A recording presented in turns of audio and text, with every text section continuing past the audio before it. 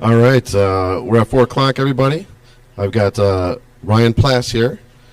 Ryan works for Accenture Federal Services, helping to build a managed XDR offering to support the security of their clients. When he's not working, he enjoys spending time with his wife and 3 boys and playing disc golf or Ultimate when the weather cooperates. Take it over, Ryan.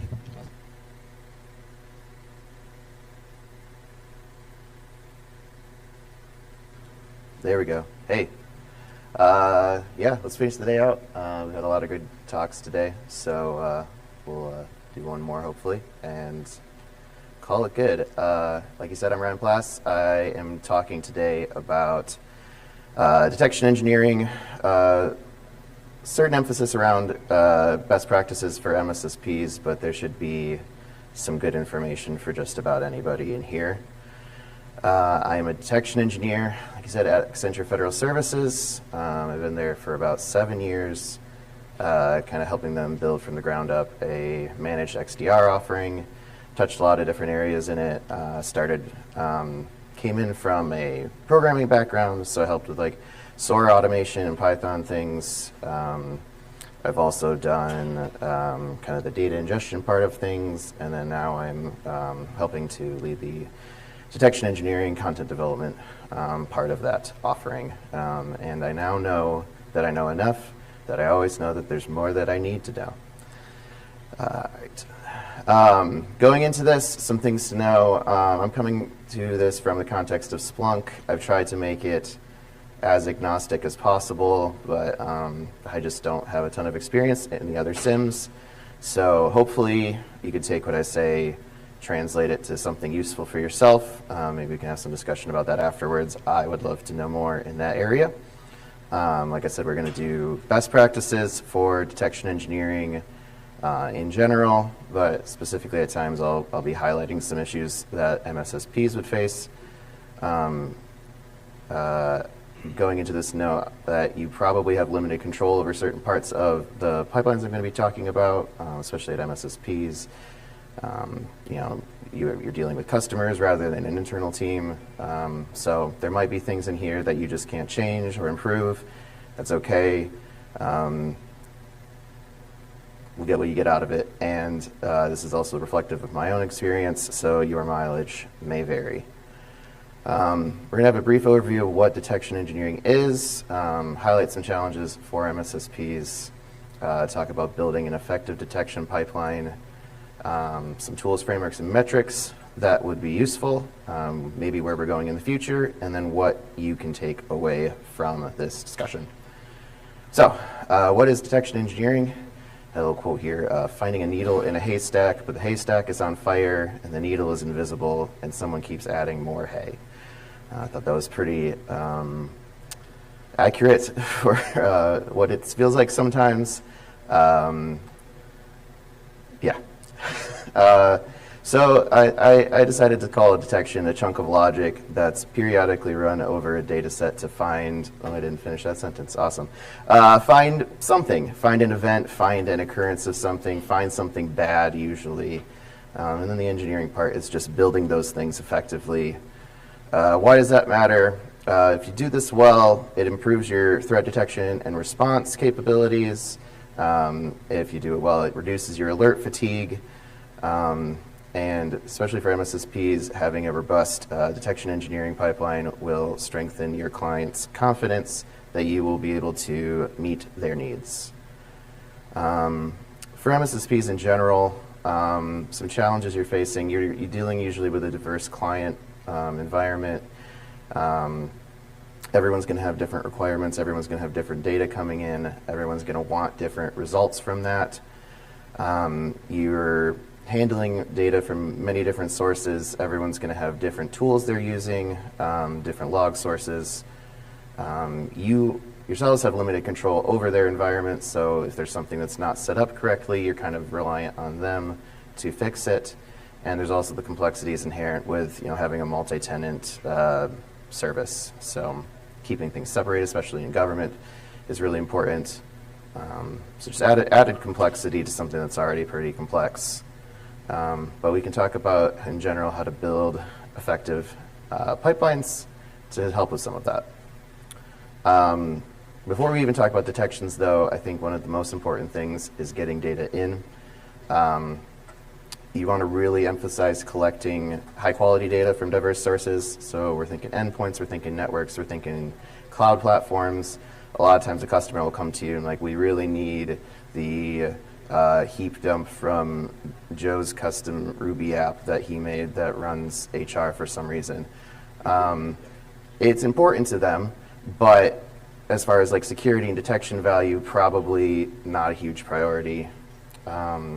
And then once you get that data in, another important step is normalizing that. So, making sure the data looks the same once it's coming into the platform, so you can write detections that cover multiple customers. So for Splunk, they have what they call the common information model. So they will say,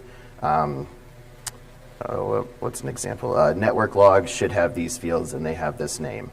And then you can take that and put it into what they call like the network data model. So now I can write detections for network data in general. I don't have to write one for each possible log source because they'll have different field names and things, and it kind of normalizes it so you can do things more easily. You can scale things better. As new customers come into your service, you can rapidly deploy detections to them, and it just kind of makes everything a lot easier.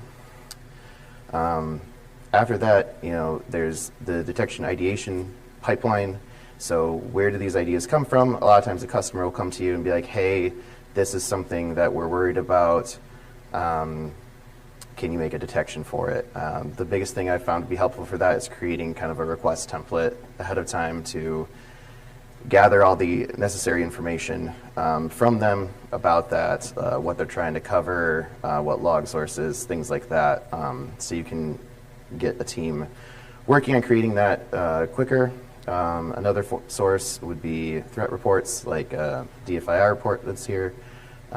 It's a great source to find tactics that bad people are using to exploit environments.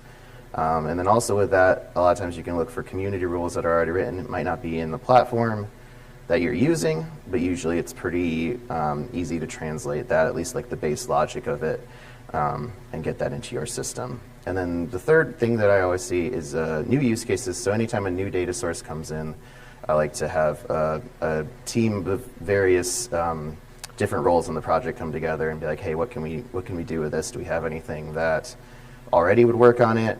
Is there work we need to do on the normalization side of things to get this working? What ideas could we have around this data to create new detections?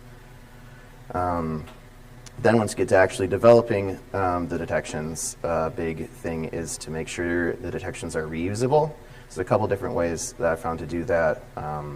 Splunk has the concept of macros, are basically just like replaceable chunks of the detection that can be changed on each customer environment, because you can have kind of the base logic of the detection, but each customer is going to have things like they want to filter out or things that they want escalated for some reason, and having the ability on each customer to tune that is super important. So otherwise, again, you're in the business of making a single detection for each customer, and that quickly is not scalable. Another thing I found that's been useful is moving to a detection as code. We'll talk a little bit more about that later, but basically instead of creating the detections natively in the platform you're using, you'd have some sort of code or YAML or some representation of it that gets built into the app that gets deployed. I found that's easier for reviewing. I think it's more consistent generally, but your mileage may vary based on what SIM you're using as well. Then for deployment, obviously, code review is super important. Do some automation to make your life easier. So instead of like having to manually drag and drop an app with detections in it to each platform, have something that deploys it out automatically when changes are pushed. Deploying from a central source kind of goes with that as well. So you don't have customer A's version of it and customer B's version of it. Any changes like that should, going back to the macros, should be happening in there rather than on the customer itself. And then I put testing in here 3 times. It's super important. It doesn't happen enough in my experience. Test the searches, run them again before you push them live. Just one more time, make sure it actually works the way you think it does. Make sure it runs at all. Constantly validate that it's still running the way you expect it to. Things will happen with log sources, names of fields might change. There's a lot of stuff out of your control. Regular validation is good, and then going back up to automation, if you can loop that in as well, that's even better. Or make detections for your detections. A lot of options there. The more you do, the better. And then also on the other end of that is the response part. So detection is fired, the SOC gets the alert. Make your detection SOC friendly. So again, that goes back to you make it tunable. The SOC and the customer are probably both going to know the requirements of their environment better than you personally would. So just give them the ability to manage that themselves if possible. Make sure there's robust documentation. What does the detection do? What is it covering? How do I implement it? Stuff like that. And then also validate. So this is the important one, I think, with MSSPs. A lot of times you get the alert, the SOC will do what they can, and then they'll fire an alert off to the customer, and then that's it. If you don't get information back from them, you don't know if that was a false positive or actually something that was bad. And that also goes back to testing the detection. So if a lot of false positives are coming back, we can go make changes to the detection, but unless you know about that, there's not a lot you can do. Moving into some tools, frameworks, and metrics that are helpful. For general, there's a project called Sigma that is building a vendor-agnostic detection logic tied to various data sources and MITRE attack techniques. It's a really great resource, I think, for kind of getting ideas for detections. So if you need to cover something and you don't want to start from scratch, go to Sigma, look if someone's done that. Sigma also contains tools to convert it to many of the mainstream SIM platforms. Obviously don't run it, convert it, and then push it live immediately. Like, look what it comes back with. Make sure, again, the fields are what you expect them to be, and kind of use it as an idea to build off of. And then some Splunk-specific things. Splunk has a project called Content Control, which is their detection as code tool. You build YAML files for your detections, your macros, and your lookups and things, and they'll build a Splunk app for you on the other side. Connected with that is their attack range platform, which will help. It's a bunch of like Terraform and infrastructure as code stuff to build a environment to test your detections against, and get the results back. So you put in like dummy data and run your detections and make sure the result you expect comes back. And then Splunk just has their general security content. It kind of fits with Sigma. If you need ideas for detections, it's a great place to go. They're genericized. They've got expandable macros in them, so it's pretty much good to go and get running in your environment easily. The more kind of stuff you can do like that, again, it goes way back to building customer confidence. Like if you can say, hey, this APT is doing these things. We have these detections that cover that already. Rather than the customer having to come to you and say, hey, we're concerned about this, what can you do? Being proactive about that, knowing what you have in there, and then having detections that cover those TTPs ahead of time is good. And then some frameworks to look at for mapping your detections. MITRE attack is kind of the gold standard for a lot of people. They also have the defend matrix, which is more like defensive things to tie your detections to, like what kind of activity you're defending. There's CIS and the cyber kill chain. Basically, the more of that kind of stuff you can do, the easier it is to kind of link those things together when you're trying to do a report or something like that. Helps the SOC out when they're looking at it. They can go to the documentation and see, oh, this is doing these things. I can click into that and know more. And then there's also the detection engineering maturity matrix. That is more to kind of determine the maturity of your detection engineering team.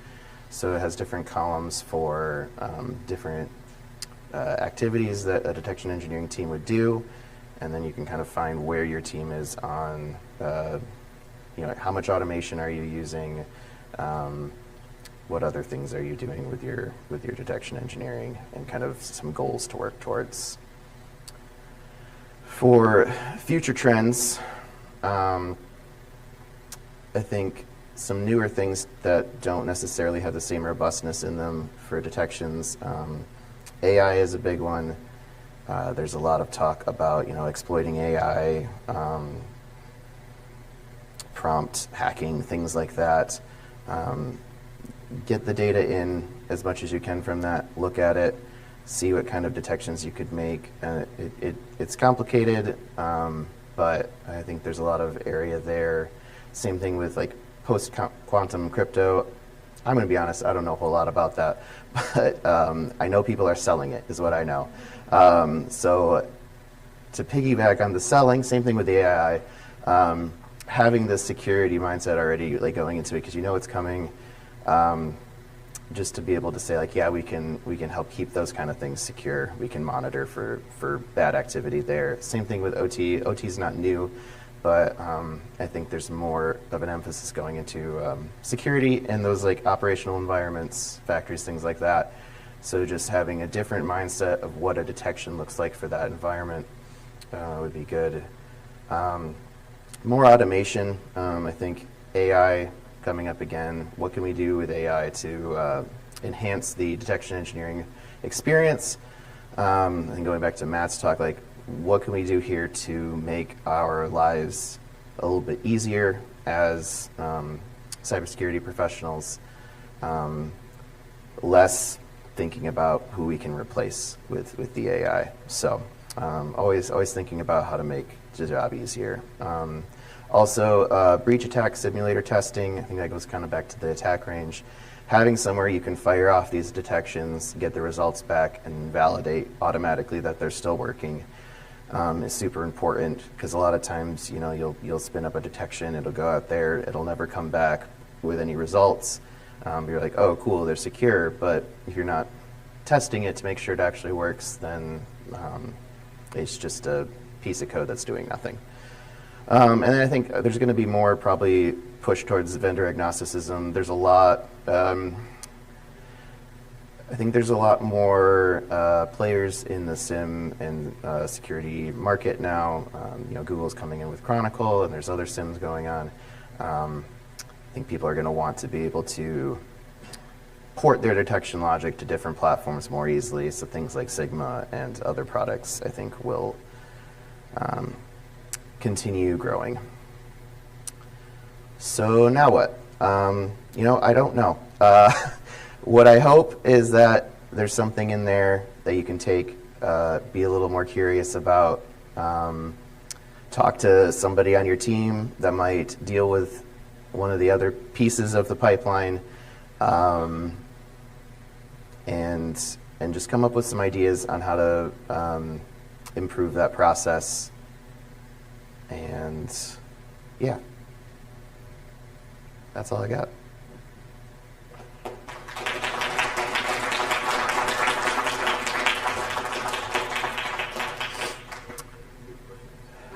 Yeah. Any questions? Oh, there we go.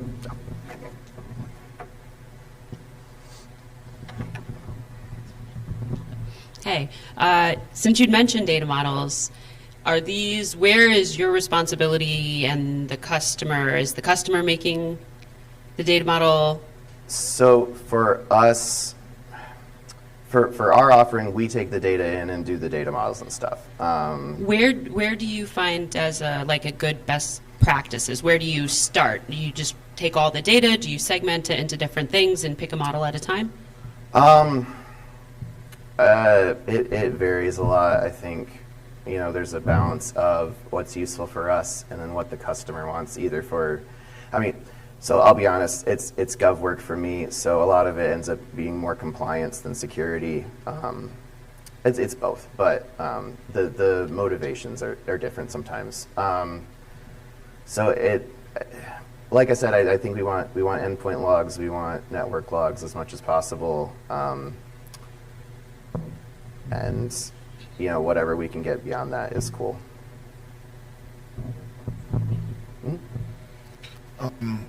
So logging's tough. How do you make sure your detection's working and ongoing, and how do you measure effectiveness when you're dealing with you said you're in a federated tenant, many clients, right? And ever-changing logging. Yeah, it's hard. I think there's a lot more we could do there. Without kind of the automation and the infrastructure to do that, other than just testing it on production data, there's not a great way to.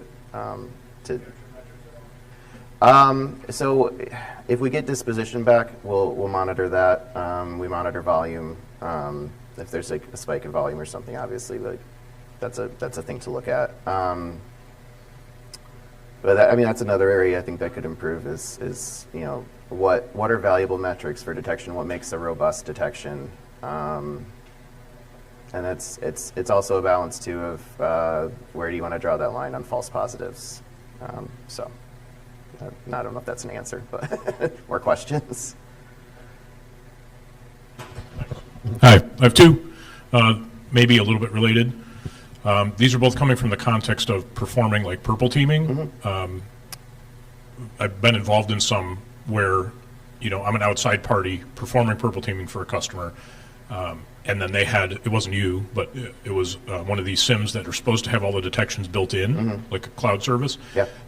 And we did like a curb roasting attack, which isn't customer specific. It's pretty easy, I thought, to detect. We've had it detected lots of times, and it didn't get detected, but they had the logs because we went and looked. Sure. And the response from the SIM detection vendor or whatever was, well, these things have to be tuned. The customer has to tell us what their priorities are. And they were early in the onboarding process, and I thought, that sounds like bullshit to me because I get that that's true, right, for many things, but that is almost signaturable attack, right, to me. So I'm just wondering, like, is my bullshit detector okay on that one, or what are your thoughts on that? Yeah, you should detect the base thing that you're trying to detect at the very least.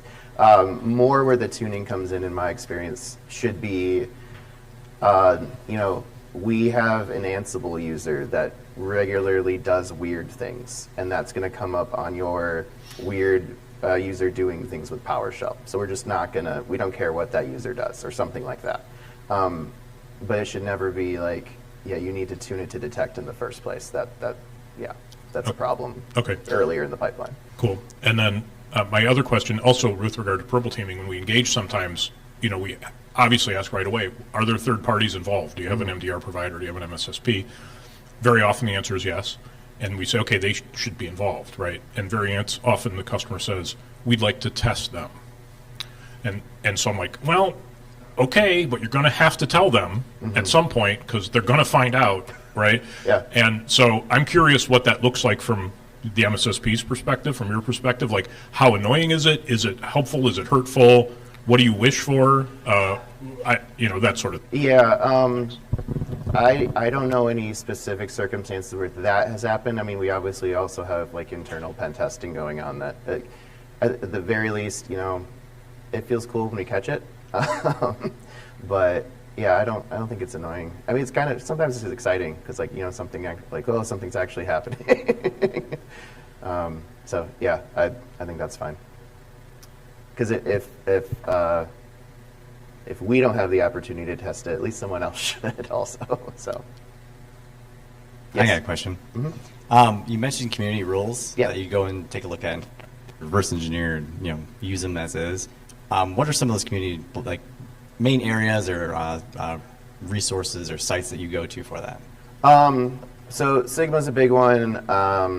A lot of times there will be. I don't know about a lot of times. Sometimes there will be rules actually within the reports on threats and things. the various vendors will also usually release some rules themselves. Yeah. Do you have a favorite? I think Sigma is the most robust at the moment, just because there's more people. But then it's also the hang-ups of open source. So who's validating it? No one's getting paid to do anything with it. Well, there might be a couple people incidentally being paid to work on it, but yeah, it requires some due diligence. I mean, all of them should require some due diligence on your part, but I think it more so with Sigma probably. But what I do notice with a lot of those is it's probably stuff your EDR should be detecting, but then on the other side of that, a lot of customers, it might not have EDR, and if they do, they probably don't want to pay someone to actually set it up correctly, so we're going to probably still need to do those detections for them. So. Any other questions? I like the fight song next door. It's the final count. It's the final countdown. They got 4 minutes next door before the CTO Yeah. closes. It's the final countdown. No other questions? All right, Ryan.